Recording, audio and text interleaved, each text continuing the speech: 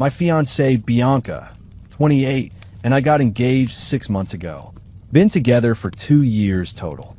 She's a marketing coordinator at a fashion startup. I'm an accountant at a regional firm. Not exciting, but I genuinely love working with numbers and helping people understand their finances. Last week, we were discussing wedding plans when Bianca dropped this. Once we're married, my student loan becomes our problem to solve together. She said it so casually, like mentioning we needed milk. For context, I knew she had loans. She'd mentioned them before, vaguely. Everyone has them, she'd say, waving it off whenever I tried to get specifics. Of course, I said. We're a team. How much are we talking about? She shifted uncomfortably. $87,000. I nearly choked on my coffee. $87,000? It's not that bad. Lots of people have more. What did you study?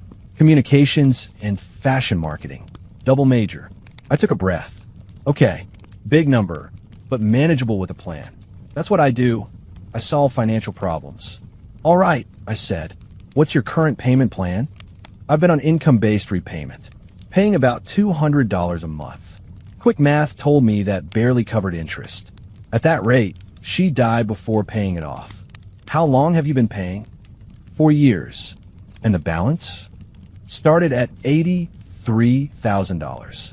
So in 4 years, despite paying nearly $10,000, she'd actually gone backwards. Classic IBR trap. Okay, I said, already thinking. We need a real plan. Can you show me your budget? Her face went blank. Budget. That's when I learned Bianca didn't have a budget. At all.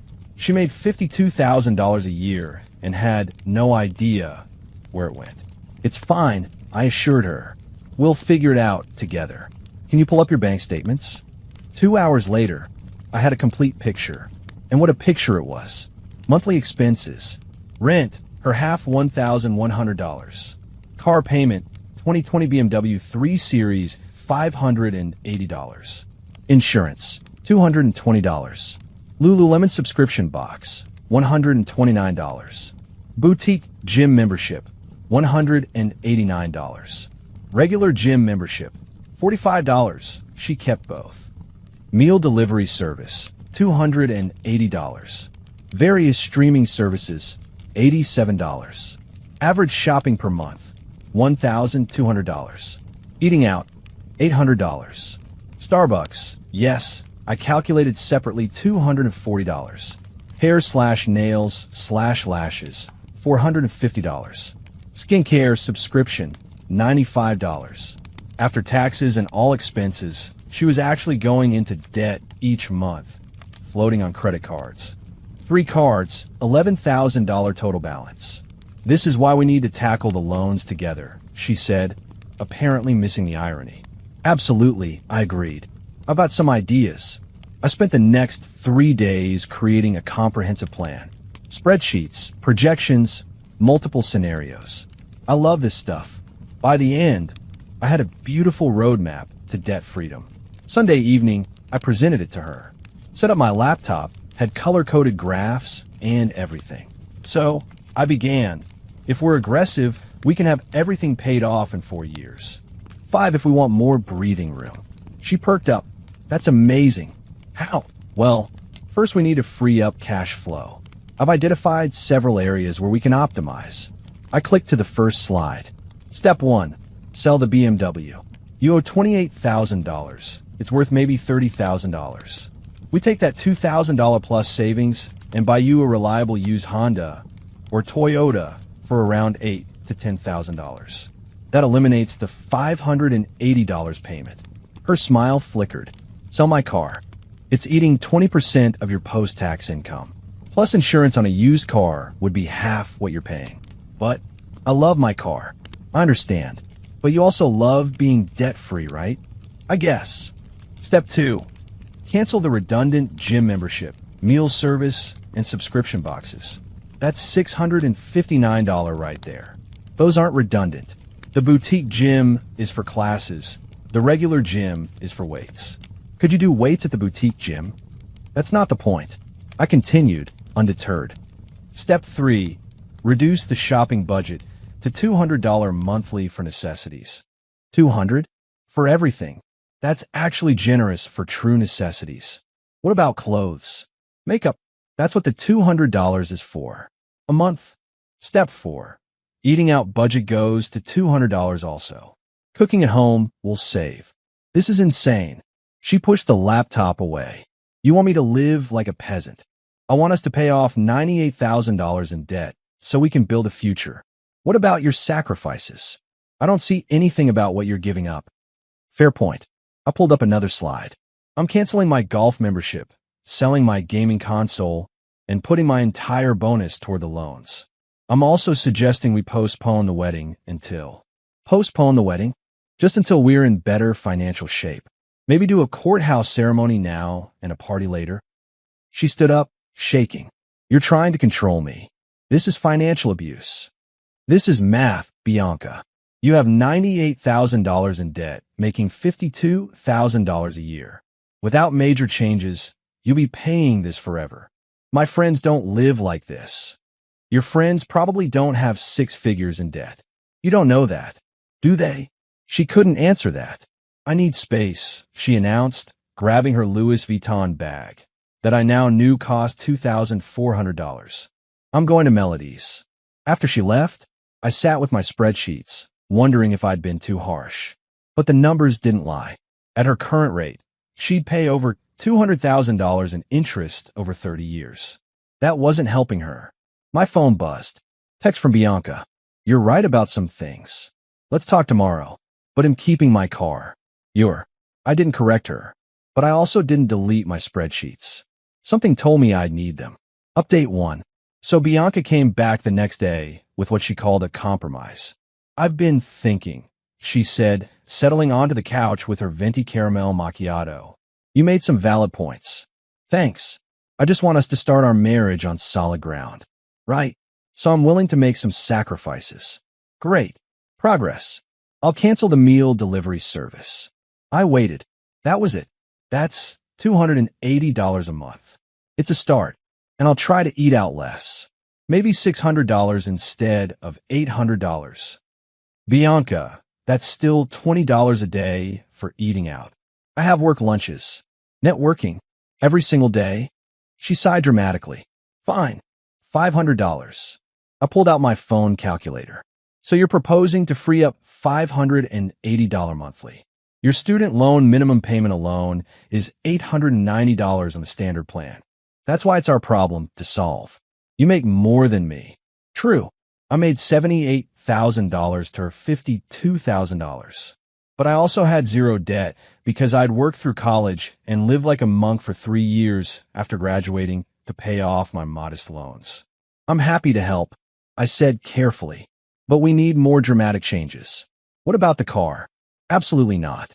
I need reliable transportation. A 2015 Civic is reliable.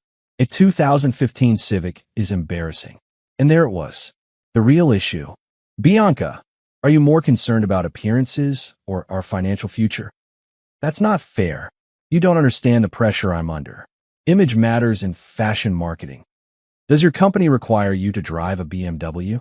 No, but do they pay for your BMW? Stop being logical about everything. That night, I did something I probably shouldn't have. I texted her best friend Melody. Hey, weird question. Bianca mentioned everyone in your friend group has major student loans. Just wondering if that's normal? Trying to understand. Better. Melody responded quickly. LOL, what? I have like $15K left. Jasmine paid hers off last year. What? Bianca said everyone has 6 figures in debt. What? No way. Is that what B has? I didn't respond further, but it confirmed what I suspected. Bianca was lying to herself about what was normal. The next day, she came to me with her own research. I asked on a Facebook group, and tons of people say their partners help with their loans, no questions asked. I looked at the group. Gold Diggers United? Seriously? Not the real name, but close enough. What kind of help are we talking about? I asked. She showed me the responses. My man pays all the bills, so my whole check goes to loans. Hubby took out a helic to pay mine off. We just ignore them, LOL. IBR forever. Bianca, these aren't financial strategies. They're fairy tales. You're so judgmental. Sorry, I didn't grow up with money like you. I grew up in a trailer park. My mom cleaned houses. I worked at Subway through college. Well, you act rich. Because I live below my means. There's a difference. That weekend, her mom called. Patrice was interesting. Bianca tells me you're being unreasonable about her loans. I suggested she sell her BMW and reduce discretionary spending. That car is part of her image. You can't expect her to drive some beater. A reliable used car isn't a beater. You men are all the same. Want a princess but won't pay for the upkeep. I'm willing to pay. I'm just asking her to also make sacrifices. Sacrifices? She's marrying you. That's sacrifice enough. I hung up. Then came the guilt trips. Bianca started leaving her loan statements around the apartment, sighing loudly when she paid bills, mentioning how stressed she was about money while ordering $15 cocktails. The breaking point came yesterday. I came home to find her on the couch, crying. Laptop open to her loan servicer. What's wrong? Seeing that number. It's so overwhelming. I sat beside her, genuinely sympathetic. That's why we need a plan. I know. You're right. I'll do whatever it takes. Really? Yes. I can't live like this anymore. Finally, I pulled up my spreadsheets again. Okay, so first thing tomorrow, we'll list the BMW for sale. What? No, I meant you could pay more each month. Maybe take a second job. I stared at her. You want me to get a second job while you keep your BMW? It would show you're committed to us. And selling your luxury car wouldn't? That's different. How? Because it just is. I closed the laptop, stood up, walked to our bedroom, started pulling boxes out of the closet. What are you doing? She followed me. Packing. For a trip. No, Bianca. I'm moving out. What? Because I won't sell my car. Because you want me to work 2 jobs while you change nothing. Because you think our problem means my problem. Because you'd rather manipulate than participate. This is so sudden. We should talk about this. We've been talking. You're just not listening. She watched me pack for a few minutes, then tried a different approach. Fine. I'll sell the stupid car. No, but that's what you wanted. I wanted a partner. Someone who understood shared sacrifice. Not someone who only caves when threatened with consequences. You're really calling off our engagement over money? I'm calling it off over character. She left that night to stay with Melody. Texted me this morning. You're going to regret this. Good luck finding someone who will put up with your cheap ass. Asterisk your. This time I did correct her. Petty? Maybe. Satisfying? Definitely. The apartment's quieter now. My spreadsheets are still open on my laptop. Maybe I'll use them for my own goals. Maybe travel somewhere. Definitely not in a BMW though. A used Honda will do just fine. Final update. The entitlement escalation after I moved out was something else. First, Bianca tried the practical approach. Sort of. I've done the math, she texted. If we stay together, you save on rent by living here. That's $1,100 per month you could put toward MY loans. Win-win. Her loans. Not ours anymore. Mask fully off. When I didn't respond, she got creative. She showed up at my office with a binder. A whole presentation about why I should reconsider.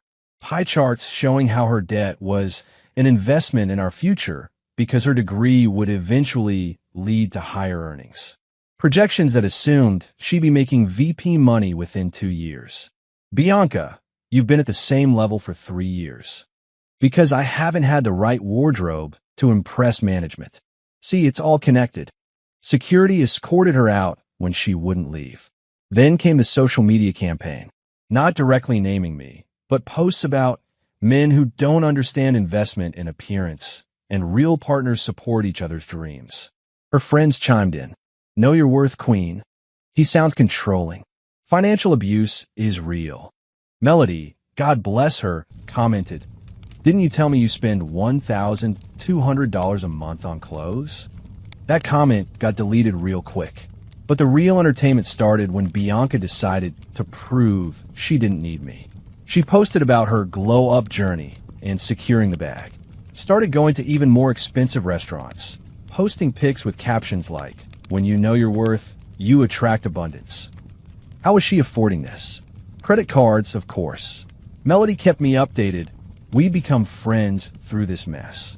She opened 2 new cards. Melody told me over coffee. Bought a Chanel bag to manifest success. It's insane. How much? $5,800. What? She said it's an investment piece. That rich men notice these things. Sure enough, her next strategy was finding a replacement. She joined elite dating apps, the ones with membership fees. Posted about leveling up and finding a provider man. She actually matched with some finance guy. Posted stories from their first date at a restaurant where appetizers start at $50. 2 weeks later, radio silence about him. Melody filled me in. He asked about her financial goals on date 3. She told him about the loans and that she expected her future husband to handle them. He literally asked for the check mid-sentence. But the ultimate conclusion came last week. I got a call from my old landlord. Hey, your ex-fiancée is 3 weeks late on rent. She said you'd cover it. We broke up. She's responsible for her own rent.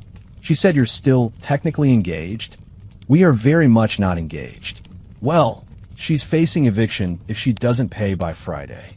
I thanked him for the heads up and hung up. Thursday night, my phone exploded. Bianca, her mom, even her cousin I'd met twice. Bianca, how can you let me be homeless? Her mom, a real man wouldn't let this happen. Cousin, it's just 1 month's rent, bro. I responded once to Bianca, sell the BMW. That's 3 months' rent. I need my car for work. Then sell the Chanel bag. That's an investment. Then get a roommate. I can't live with strangers. Then get a second job. I don't have time. I have networking events. Then move back with your parents. They downsized. My room is an office now. Then figure it out like an adult. She called me crying. I didn't answer. She left a voicemail about how I ruined her life and destroyed her dreams. Her dreams of what? Living beyond her means forever? Finding someone to bankroll her fantasy lifestyle? According to Melody, this morning's update, Bianca did not figure it out. She got evicted. Had to move in with a cousin in a rough part of town. Still has the BMW though. Apparently, it's all she has left. Well, that and $93,000 in student loans. Plus $18,000 in credit cards now. The last text she sent me. I hope you're happy. I'm living like a poor person now. This is what you wanted. I didn't correct her this time. Didn't respond at all. But no, Bianca. What I wanted was a partner who understood that being a team meant we both make sacrifices. That our problem meant our problem, not a my problem to solve while you maintain your lifestyle. I wanted someone who could look at a spreadsheet showing them drowning in debt and think, I need to change, not, I need someone else to fix this. I'm back in my own place now. Simple 1-bedroom. Drive a 2012 Honda Accord. Have a budget that includes saving 30% of my income. Boring? Maybe. Sustainable? Definitely. And you know what? My coffee tastes just as good from my $20 coffee maker as it does from Starbucks. Actually, better. Because it doesn't come with a side of financial anxiety. To anyone whose partner thinks being a team means you do all the work, run. Spreadsheets don't lie, but entitled people do. And they'll keep lying until reality forecloses on their fantasy. Bianca wanted a provider, not a partner. Hope she enjoys providing for herself now. All $111,000 worth.